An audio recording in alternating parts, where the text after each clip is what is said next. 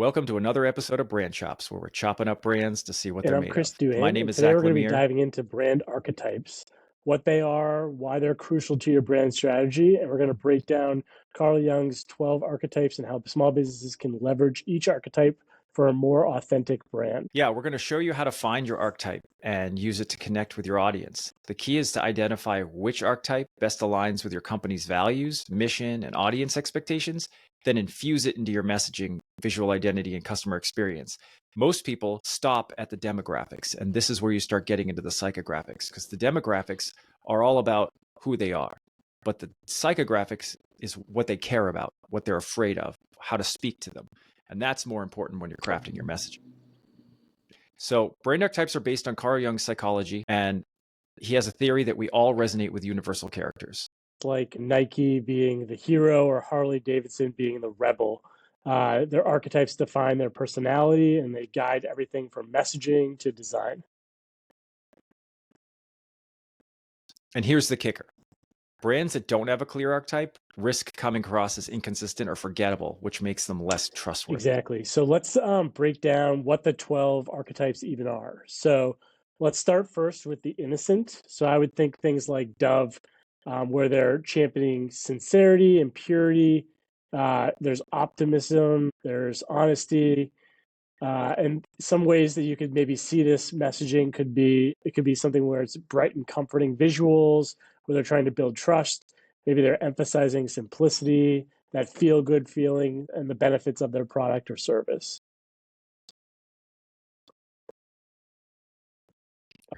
The next one is the explorer. So I would look at companies like Jeep, where they're fueling adventure and a thirst for discovery. So some of the brand traits that might be curiosity, some adventurous.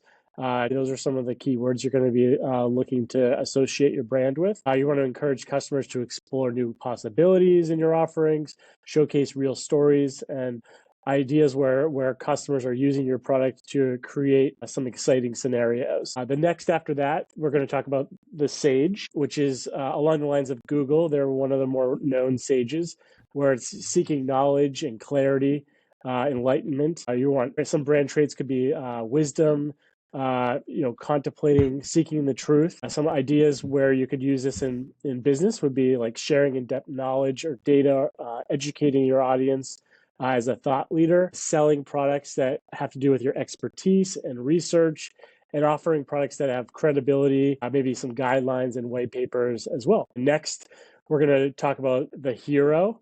Now, the hero, I would think of a brand like Nike, where it's inspiring greatness and trying to triumph against all the odds. You're looking for bravery, you're looking for determination.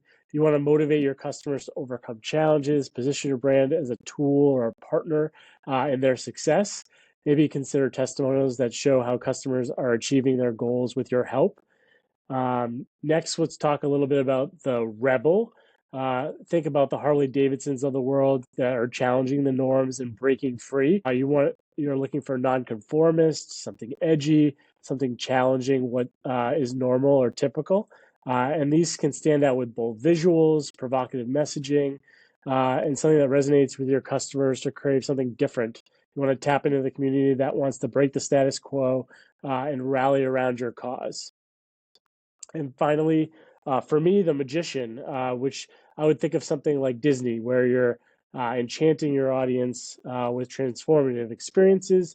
You're looking for that visionary perspective, transformative, creating wonder. You want to look at brands that seem seemingly impossible to happen. You want to highlight before and afters, transformation and storytelling to reveal the magic of your product or service that brings joy to people's lives. I know there's a lot going on here, so you guys probably want to take some notes here, but there's 6 more. And the next 6 are the everyman. This is your regular person. Think Wendy's, keeping it real and relatable. Their brand traits are being down to earth, they're friendly, they want to be liked. That's the every person. They focus on connection and approachability, use casual language, warm imagery, real people testimonials, showing that their business understands everyday challenges and provides sensible solutions. And when you're determining what you want your brand archetype to be, you really got to tap into who you're talking to and what matters to them. And we talk about this all the time about branding is not about you. It's not about your favorite things. It's not about your goals per se. Your business might be, but the goal should always be solving a problem for somebody else. And you can't solve a problem or appeal or empathize with those people if you don't understand how they operate. And that's the value, the super true value of these archetypes, because they're based on science. They're not just guesses. So the next one is lover. Think Chanel, celebrating passion and allure. They're passionate, they're sensual, and dedicated to creating emotional ties. So if you're going to be using this, if you've got a target audience that resonates with the lover, I think Victoria's Secret's another one of those. It's passion, it's allure, it's sensual, emphasizing the emotional experience your product or service provides. Using warm, intimate visuals, light pinks and things like that, language that focuses on pleasure, indulgence, and self-care. These are the things that are going to resonate with the target that wants to buy something like Chanel. And every single major brand, and even successful small brands, are associating with one of these or even a mix of these archetypes. Because again, it's how we think and feel. And it's so important to know more than just, I need a guy that has some money and wants a boat. How about he's looking to impress clients? He's looking to be the leader of his community. He's looking to impress other people. He's looking to do all these things. Like, what is the emotional reason why this person wants a boat? Because that's when you really start tapping into understanding truly what you sell. And I've said this before many times. If you don't understand what you sell, then you're going to cause so much friction in your sales process. So I use the example of car sales. You're not selling colors. You're not selling seat fabrics. You're not selling finance plans. You're selling more things like plenty of room in the back seat for snacks and crayons because your family is growing. You're selling, hey, I want to roll up in this Jaguar, or maybe not Jaguar, and since they rebranded, but we'll talk about Lamborghini or something, because I just got a pay bump and I want everybody to know about it. And I want to make a statement. And so the rest of it is qualifiers. Yes, they're probably going to talk about the price and they're going to want all the details, but ultimately they're walking in there because of those emotional reasons. That's another reason why it's so important to tap into these. So the next one on my list is the jester. Think of Old Spice, right? They entertain with humor and surprise. They didn't always used to be that way. They were the classic kind of dad fragrance. And there's all kinds of comedians that joke about, giving their dad Old Spice year after year and he's getting tired of it. But then they had all these people show up where they're half centaur, half horse, half man, jumping into a shower, being funny. And that's the jester. The jester has fun, loving, playful, and lighthearted brand traits. They inject humor and entertainment into your marketing. Liquid Death does the same thing, encouraging user-generated content that's silly or fun. Right now, Doritos is doing this big campaign about crashing the Super Bowl and having all these people do their own version of an ad and making it funny and creative and risque. And it's brilliant because they're probably going to save millions of dollars producing commercials that they don't have to produce. And they're just going to pick someone else's and they're going to be happy to give it away because now they're getting the spotlight. But that's the point, right? They're taking these risks and they're injecting humor. They create campaigns that help your audience laugh and lighten up. We all remember that campaign with Snickers where they were talking about someone being hungry and they had Betty White and she was complaining or whatever. And then she ate the Snickers and it changed her back into the dude that was going to play football. And so these are the kind of things that really resonate, but you got to be careful with the jester because if you're too loose with the jester, you could lose trust because they see you as a clown. And that's okay if it makes sense, like we talked about, like with Doritos, with Liquid Death, with Snickers, seems to also really resonate with a lot of food brands. McDonald's has the clown, even Burger King with the crown and the king and all the other things. So the next one is caregiver. Think Johnson & Johnson, right? Devoted to nurturing and protection. They're compassionate, they're protective, and they want to show you that they're a safe and trustworthy brand and that you can use it on your baby. The no-tear shampoo. So for the small business that wants to appeal to the caregiver, you want to showcase how you take care of your customers. Emphasize quality, support, empathy, reliability, and everything from customer service to packaging. You want to highlight social responsibility initiatives if you can. The caregiver is going to be the one that cares about being of service to everyone. And if you know that this is tapped into the people that you serve, that's how you want to start showing up, because they will see themselves in your product. And this is really the power, again, the power of archetypes. The next one is the creator. Think Lego, sparking imagination and innovation. They love creation. They love self-driven by self-expression. So if you position your brand as a source of creativity and originality, offer customization options for products or services, highlight behind the scenes processes to inspire and captivate your audience. I know that they have a lot of content, Lego, about people submitting their own ideas for the next interesting Lego set when people are making things from the 80s, and some of them are getting picked up. I want to say that, and I don't know this for sure, but I think the Simpsons one possibly was created by a fan. And anyway, so there, there's people that just take a bunch of Legos and they just want to be creative. They see there's people out there that can see a pile of Legos and then they see something in it. And then there's other people out there that can't do it without instructions. It's important to know the difference of who you're targeting. And the final one is the ruler. So if you think Rolex, exemplifying status and control, their brand traits are commanding and authoritative. And, when people buy a Rolex, they don't buy it to tell the time. You can get their time from your phone, from any clock, anywhere. I mean, pretty much every device in your kitchen has a clock on it. For some reason, you've got 15 clocks going on in your kitchen. Why would you need a $10,000 watch to go with it? Because you want people to see it. Just like I was saying before with the car, they're not buying a watch because they need something that tells time. Telling time is a commodity. You can find it anywhere. You can ask Alexa. So for small businesses that want to appeal to the ruler, you want to maintain a polished, refined brand and communicate a sense of order and control. Showcase leadership through your achievements, expert endorsements, premium product or service offerings. The Rolex has the brand of being a timepiece, not a watch. And that's just changing words like that really change the way that people see and experience your product. Yeah, and I guess the main takeaway from all of this stuff is that your audience is going to be a combination of these. So you want to look at what percentage of each of these different archetypes is really involved with your customers. Because at the end of the day, the archetype is going to sort of guide how your brand sounds, looks, and feels. And it's a shortcut to that emotional connection you're going to have with your audience. Yeah, absolutely. And here's some of the ways to use these archetypes. First, you really need to assess your core values. You got to identify what truly matters to your company. Where do you stand as a company? Whether it's empowering people, nurturing them, driving innovation, see which archetype resonates the most with those core values. And if you don't have your core values, then honestly, you really need to figure that out, because they make up a piece of what we call the brand compass. And it's your true north direction that will help you make decisions on every other thing. Who do you want to attract for employees? Who do you want to attract for clients or customers? Who do you want to serve? And who are you okay with not serving? Not everything is a yes just because there's money on the end of it, unless you want to shift and make subsegments, but that's a whole different show. So getting back to knowing your audience, understand those emotional triggers and aspirations of your ideal customers. Try to get even a semblance of what that is, and then try to pair that with archetypes. And once you really pair it with an archetype, you can understand exactly things from what drives them, what they're afraid of, what they love, what they hate, what kind of voice and tone that they need to be spoken to so that it matters to them and they can understand you. Align your archetype choice with what they value or aspire to be.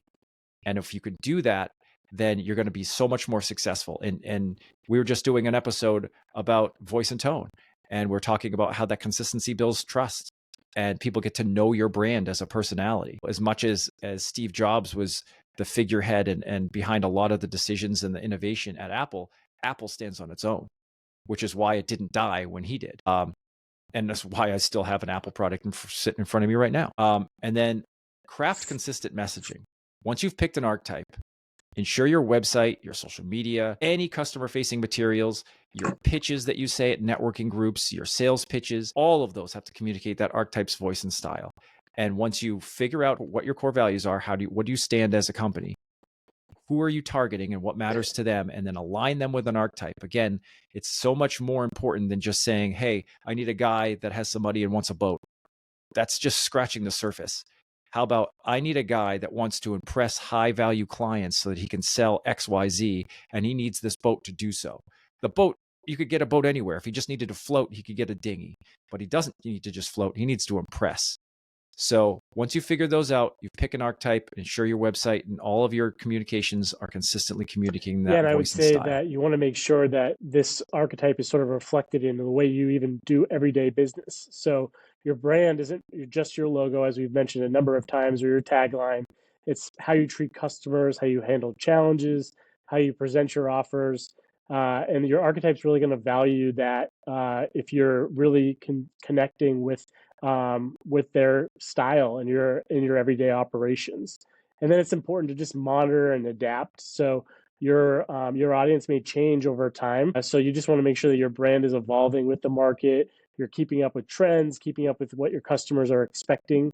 Maybe you're keeping an eye on what still rings true with that particular archetype, and maybe that archetype turns into not the sort of ideal client that you're going for. So you want to make sure that you're constantly monitoring who your best clients are, who are the people that you enjoy picking the phone up for, and then making sure that they are connected to the archetypes that you've originally picked, or make sure that you're doing this archetype exercise again to make sure that everything's in alignment. Yeah, absolutely. And remember, your archetype isn't just a label. It's the foundation for building the trust and the loyalty. And when you have all these things figured out, you're going to tap into and experience the response from your clients.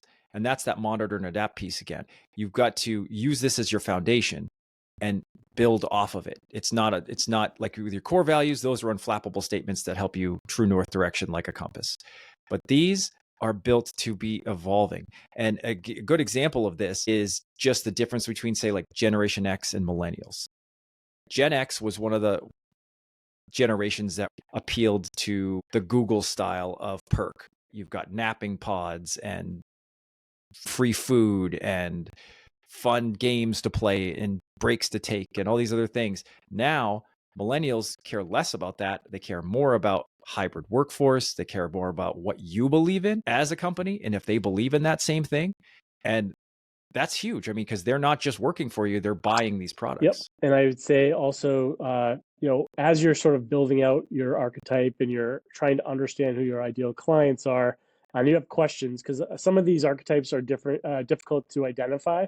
So if you have questions as you're going through, and maybe you want to write a quick description of who your audience is and what you think the right archetypes are in relation to that particular audience, feel free to send those over to us. We'd be happy to take a look at them, see if we can offer any additional guidance on how to connect with that particular audience, whether it's through social media. Maybe you're on different channels, like you're doing TikTok and Facebook versus Instagram and LinkedIn. There could be different archetypes across the board for those. So just making sure that that's in alignment. Yeah, absolutely. We always post these on our LinkedIn. We post this on our TikTok and Facebook. And in the first comment, I'll make sure to include the full list of 12 archetypes so that you can, you didn't have to furiously write down everything we were just saying, because it is a lot. It is a lot. And once you really kind of get to understand exactly who you're targeting and what matters to them, it'll be super easy to align it with an archetype. And now you've got demographics and psychographics, and you're in a great position to convert to sales. So thanks for exploring archetypes with us today. Don't forget to subscribe to Brand Chops, and you can find us on Apple Podcasts, Audible, Spotify, YouTube for the full video. And we'll see you next time where we chop up brands to see what they're made of.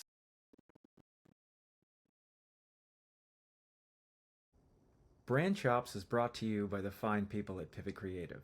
Pivot Creative is a full-service branding and marketing agency that partners with businesses to build brands that connect so that every dollar you spend is an investment and not an expense. If you need some branding or marketing guidance, a website, a new brand, or want to learn more about one of the topics we cover on the show, please reach out to us at pivotcreative.com. If you know someone that would benefit from learning more from one of our shows, please share the episode. Visit brand-chops.com. And as always, like and subscribe if you find this content to be helpful. See you next time on Brand Chops, where we chop up brands to see what they're made of.